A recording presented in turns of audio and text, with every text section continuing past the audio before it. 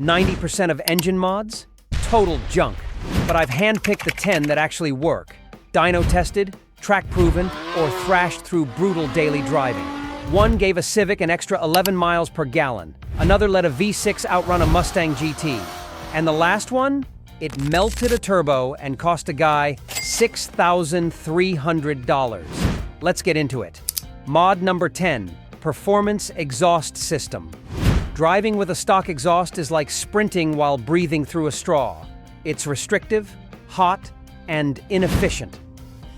A well-designed exhaust frees up airflow, reduces back pressure, and boosts performance, especially when paired with a good tune. But don't just bolt on the loudest thing you can find. Oversized pipes kill low-end torque. Stick to mandrel bent tubing, stainless steel, if budget allows. Proper welds, no slip-fit garbage. Leave your resonators in unless you want an unbearable highway drone. This mod isn't about being loud. It's about flow, efficiency, and durability. Mod number 9, cold air intake. Most cold air intakes are hype. Chrome tubes sucking in hot engine air won't help you, but a properly engineered setup, sealed off, pulling cool air from outside the engine bay, that's legit. I installed one on a 6th gen Camaro, heat shielded, scooped from the fender well, gained 10 to 15 WHP with a tune. Avoid eBay specials. Poor placement or bad MAF, sensor alignment can tank performance and trigger CELs. Stick with trusted brands. AEM, Engine, Volant. Remember, cooler air equals denser air equals more power. Mod number 8, high flow air filter. First time I saw someone swap their stock filter for a high flow one, I laughed. Thought it was snake oil. Then I drove the car. Throttle felt crisper. Idle smoothed out. MPG bumped slightly. I shut up real quick. A quality high flow air filter helps your engine breathe the way it wants to. Stock filters work fine for grocery getters, but if you're serious about performance or longevity, upgrade it. I've used them on everything: trucks, tuners, muscle cars. K and N, A, E, M, S, and B. Trusted names. Yeah, they cost more, but they're washable and reusable. One good filter can outlast 10 paper ones. Don't make the rookie mistake of calling it a cold air intake. It's not. And don't drench it in oil like you're prepping Thanksgiving dinner. Over-oiling can ruin your MAF sensor. This is a quick, simple upgrade, and it sets the stage for every mod that follows. Mod number 7, oil catch can. Pop the intake on a direct injected engine after 40,000 miles and you'll see sludge. That's crankcase blow by. An oil catch can trap that nasty vapor before it clogs your intake valves. I install one on every turbo build. Even my daily has one. I once pulled half a cup of oil soup from my son's GTI catch can after 6K miles. Without it, that crap goes straight into the intake. Use baffled cans, JLT, Mishimoto, radium, and empty it regularly. A full catch can is just a bomb waiting to pop. Mod number 6, aluminum radiator. Heat kills more engines than redlining ever has. Stock. Plastic radiators crack under pressure.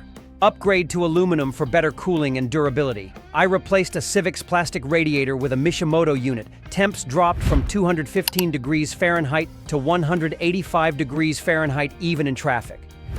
Don't stop there.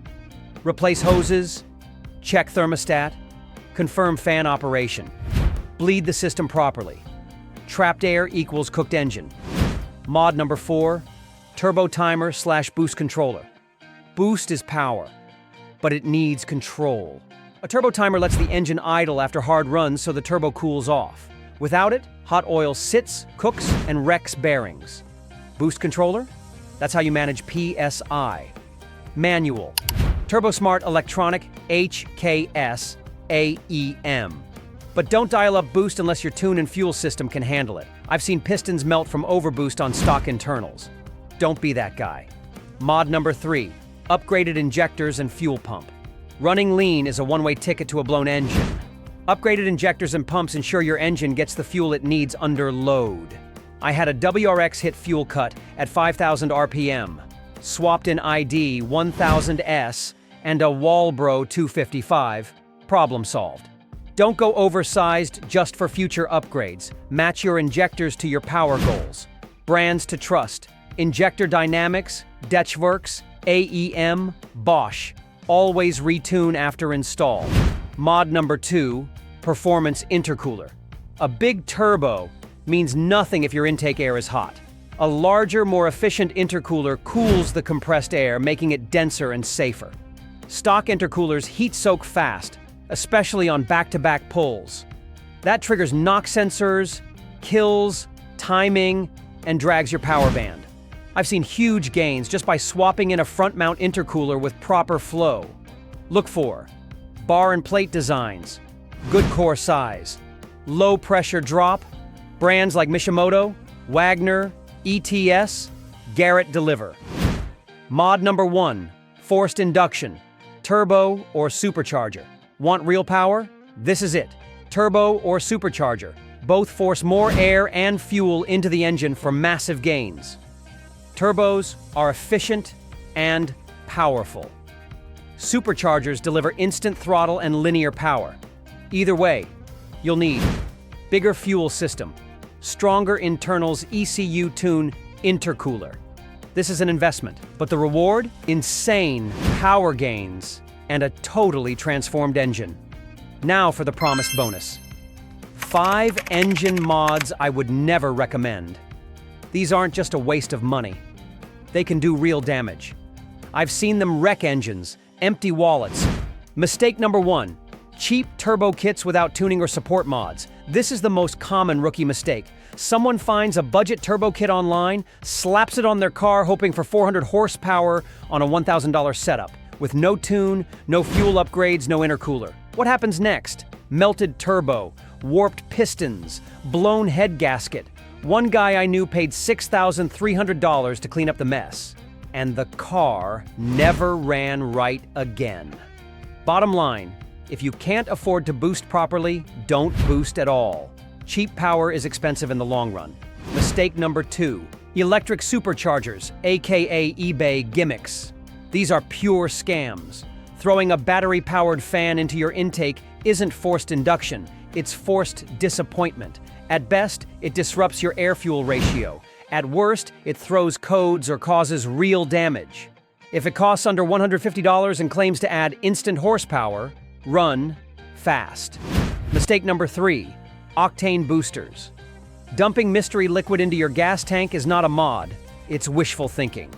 Most over-the-counter octane boosters only raise your rating by 0.5 points, and modern ECUs barely react to that. You're paying for marketing in a bottle. Want real results? Buy higher octane fuel at the pump. Mistake number 4, loud blow-off valves or fake turbo whistles. Performance isn't about sound, it's about function. Yeah, loud blow-off valves or turbo whistles might impress your little cousin, but they do nothing for actual performance. They're the automotive equivalent of fake vents on a t-shirt. If your mod screams fast and furious, but adds no speed, skip it. Mistake number 5, mismatched parts without a tune. Here's a harsh truth. Every time you touch your intake, exhaust, injectors, or MAF sensor, you're changing how your engine breathes, fuels, or burns. If you don't tune after that, you're asking for trouble. Best case, your car runs like trash. Worst case, stalling, knock, or full-on engine failure. All your mods need to work together, and tuning is what brings that harmony. Final thought. Now that you know which mods actually work and which ones to avoid, there's one more piece of the puzzle. Some of the best performing mods, they're technically illegal.